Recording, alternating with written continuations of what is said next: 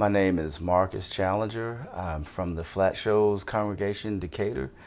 I've known Barrington Pearson for a little over 20 years, and he's probably known me since I was a young child. Barry knew me while I was an infant.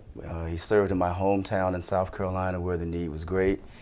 Knew most of my immediate family, my parents, grandparents, aunts and uncles, and he served together with my uncle, father, grandfather, and he moved away, but when I moved here 20 years ago, I got to know him a lot more, and he was my personal mentor and teacher a lot about life. And if you ran into problems and things, he gave you a format, not from just his own personal experience, but in addition also from the scriptures. He would teach you how to solve problems. Well, I got to know Barry more from the personal aspect because I could confide in him, you know, when I went through some personal problems, and he helped me out greatly with his advice.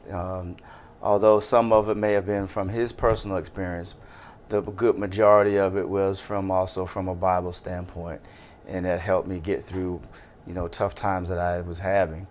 And he's probably one of the best advice givers I've known, probably next to my dad and even my grandfather, who I used to go to on many occasions. Basically, the recipe that Barrington would give me would be, as far as when you're dealing with problems, just pray, meditate, personal study, association of congregation, and the field ministry.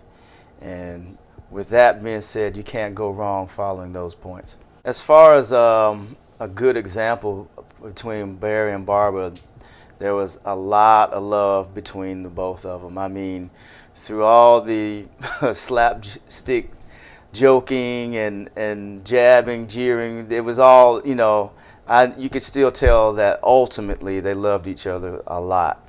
And so it also, for me, impressed on me a good example of what a good Christian marriage should be. Man who had a wealth of knowledge. I mean, anything from building. I mean, there's things I would love to learn from him that I would spend probably eons just getting the information. Even though he's gone, I still had to go round and round in my mind that one scripture that talks about how Jehovah God is a God of not the dead, but of the living. So even though Barry's not with us, he is still in Jehovah's eyes as living.